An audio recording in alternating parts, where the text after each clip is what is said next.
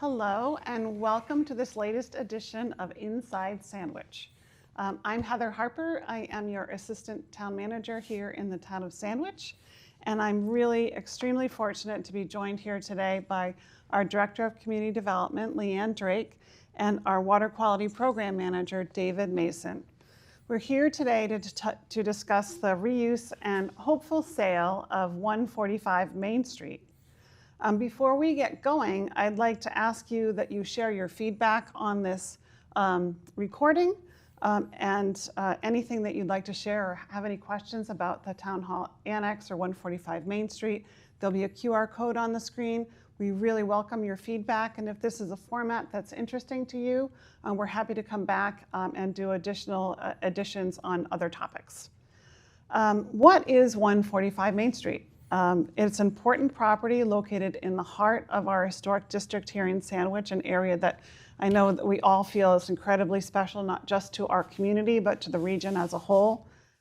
It's over 3,000 square feet of commercial space, zoned commercially with access to our main street, immediately across the street from our recently renovated and incredibly active public library.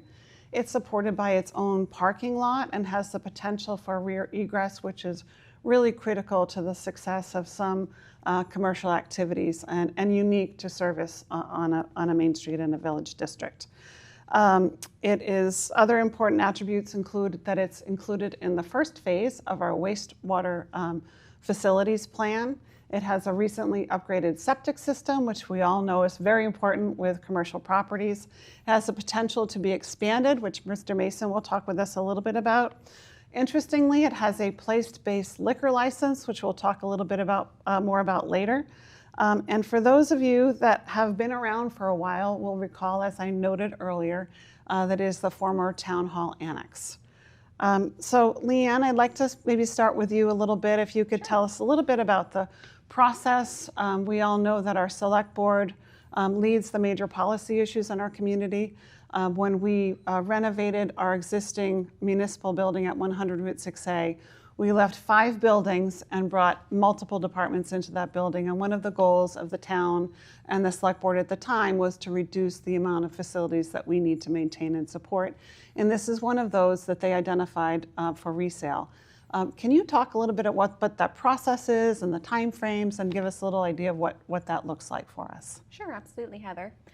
So the select board decided on the request for proposal process in order to dispose of this building. A request for proposal is also commonly referred to as an RFP.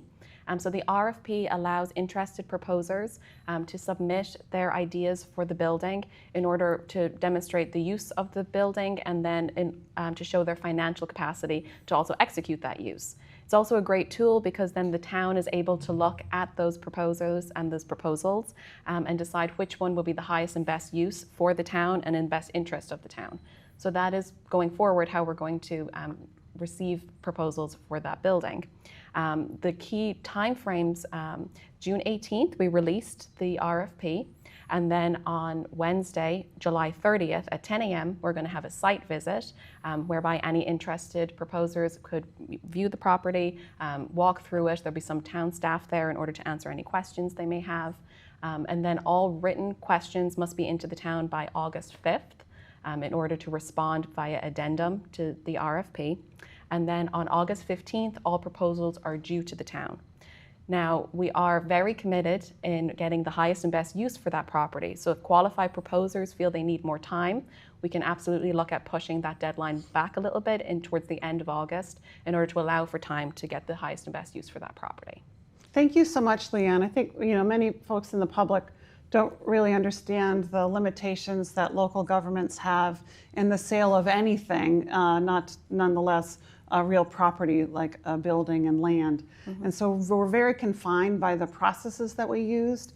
We could either put the property up to auction or issue an RFP, and the select board spent quite a lot of time really deliberating about how to best serve the community and really have come to the conclusion that the use of the property, how that property is disposed of and used for the long term, has much higher value to them than what the sale value is. If they're really interested in just generating revenue, then they may have chosen to go the auction route. But in this case, we know that the real revenue for the community is returning the property to the tax rolls, investing in the property, and building the economic base of the village. And so they've really focused on that. They're giving it the time that's needed by prospective proposers to develop the site, develop their concepts, do their due diligence, which we know is significant on any property, but particularly a property in the heart of an historic village. And so, Dave, I was hoping that you would talk a little bit about one of the challenges with the site. We know that across the Cape, and especially in the village in Sandwich, that septic is an issue. Can you talk a little bit about the status of the current system, what the options may be for in the short term, and then what you see as the long term for that property? Okay, yes, so the system that's currently there is compliant with the current regulations in Title V. But it was designed for the use that was occurring at the time as the Town Hall Annex. So it's based on an office use. So the system's designed for 330 gallons per day, and not to get into all the technical parts of it, but its use going forward, we have to keep within the limits of the gallonage per day of the existing system there.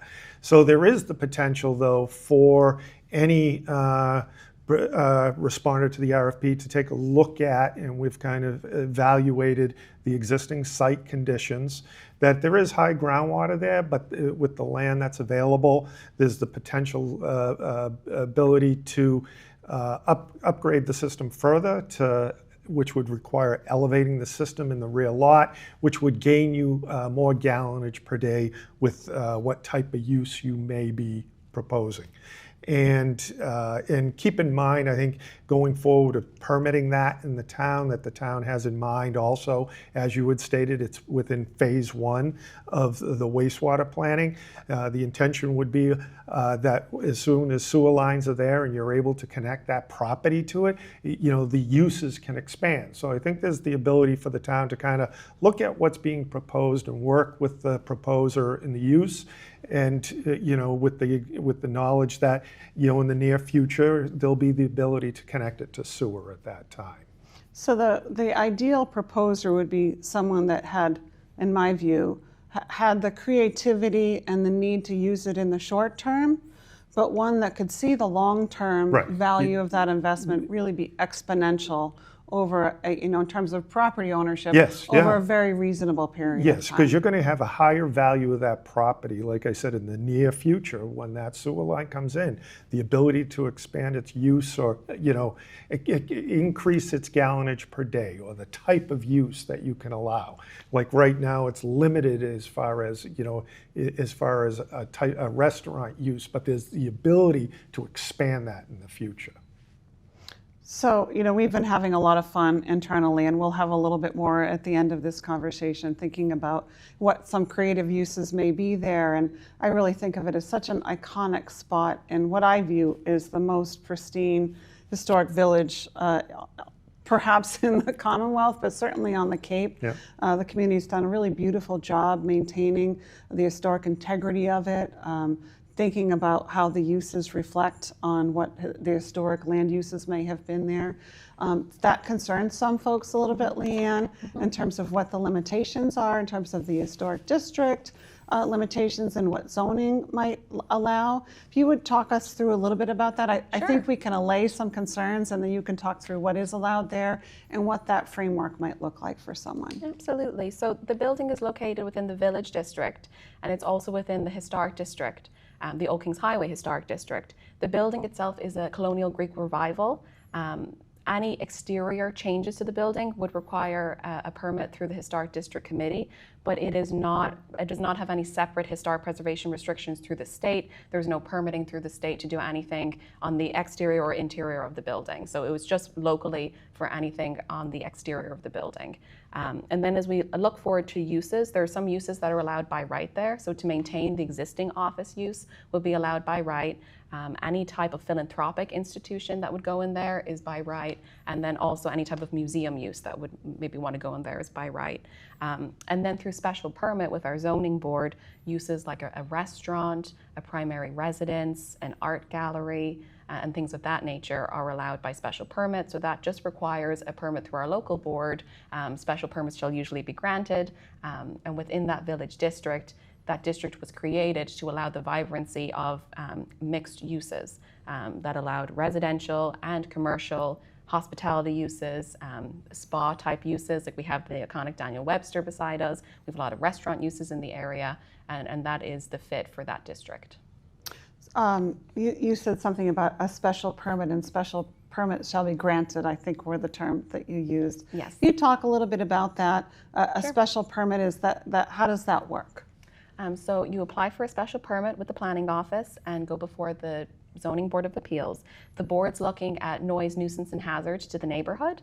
So we look at the neighborhood in which the building is located, the district, the compatible uses in that district. We talk about deliveries, hours of operation, parking, which is not a problem with this area as there is a parking lot with this building. And we look to see, just to make sure that it's compatible with the surrounding uses, that it wouldn't create any nuisance or congestion to the neighborhood. Now, I understand there's some mixed use that's allowed there, that you could do, say, a small sandwich shop and a retail outlet. Would that require a special permit to do that? That would require a special permit. If any of the uses require a special permit, even as conjoined with the by right use, you would appear before the board. So for instance, you could do a museum and a restaurant. You could have a small tapas bar with a museum and gallery. And the restaurant piece would require the special permit, but the museum piece would be by right. So there can be creative ways to have both uses within one structure. So now we will have a little bit of fun. And this is our quick fire challenge here today. So I'll put you both on the spot, and myself as well. Leanne, what uses do you dream about at 145 Main Street, and why? I would love to see mixed use be reestablished in that district, and particularly in that building. I think it leads to a mixed use there, to have some type of thriving commercial use on the main floor, and then potentially have some type of dwelling units upstairs, whether they be affordable or just to create our inventory of rental housing. Perhaps maybe see an accessory dwelling unit on the property also. Right now, mixed use in the same structure is not allowed in the village district, which is bizarre, seeing as how the whole development pattern of that whole area was based on mixed use, but throughout the years our zoning eventually got rid of that. So the Community Development Department right now is looking to reestablish mixed use within that district while looking at historic preservation and incentivizing that, and coastal resiliency, because a lot of it can be in the floodplain, although this building is not in the floodplain. So going forward, I would love to see some type of mixed use with residential and commercial in that building. So the traditional top of shop housing. Yes. And for those of you that aren't familiar with the building or the site, when you're on the second floor of 145 Main Street, you have an incredible view of the marsh and the ocean. So there's a lot of attributes to the building, the views, the location, the character, the culture. There's so much of value in that location that we're so hopeful that there'll be a proposer that has the financial means or patience to take a hold of the building and really respond to what consumer demand is, because we know that as a municipality, we're not necessarily the most quick to act or resilient, which is by design for government. So I think our interest really is seeing that building in private hands that has the creativity and really the patience to see it through. And so Dave, what do you think? What's your vision? I like the idea of some type of food establishment, restaurant, maybe there's with bakeries, there's a lot of satellite operations establishments going on now. I won't name any specifically, but there's operations currently in place that look out to, put in place small coffee shop, bakery, satellite operations from their Boulangerie, perhaps? Pan d'Avignon. Ooh, I mean, okay. they've opened in Osterville and Chatham, and Yes. So I think that creates a nice community center also, along with even some type of gallery mixed use type thing. So That sounds amazing. And I'll put the spotlight on myself here, and of course you all know that I've thought about this way too much, but I can see all types of uses there. The first one that I thought of, because of my husband's heritage, is a taqueria, and so tacos and tequila, because there is a liquor license that's based there, and we thought of the vault that has that beautiful vault door, and having something that's really exclusive and special, that draws the community together. And we know that the septic will be a limitation for a period of time, so the seats need to be small. So really the idea of the takeaway with maybe a place to hang out while you're waiting for your pickup, but in a really beautiful, but the beautiful ability to environment. expand it in the future. The ability to expand it in the future. And then there's some others I've given a lot of thought about, and you mentioned it, and it's that satellite. So maybe there's a retail or a consumable or a restaurant type use that's really become a mainstay for other areas. And I think like maybe the Black Dog, a Black Dog Cafe, could be a treehouse outlet, or even, you know, our own Centerville Pie over here, where they could have a place that was their whole, not their production facility, but a smaller place where they could have a presence. Yes. And so that's something that I've thought a lot about, as well as something like that a community store, a mercantile that really serves both the long-term community needs of the year-round resident, but is attractive to those things that are attractive to the visitor community. So I cannot thank you more for joining me here for this edition of Inside Sandwich. Leanne, how do interested investors or community members learn more about this very special property? Sure. So there's a QR code on the screen that you could go to get to the Town Hall Annex website. So there's a website dedicated to the use with pictures and aerials and floor plans of the building and structure itself. And then also you can always contact me at the Community Development Department, and I'm happy to give you the RFP so that you can go through it. And if you have any questions, please feel free to reach out with those, and we can respond via an addendum. And thank you, Sandwich.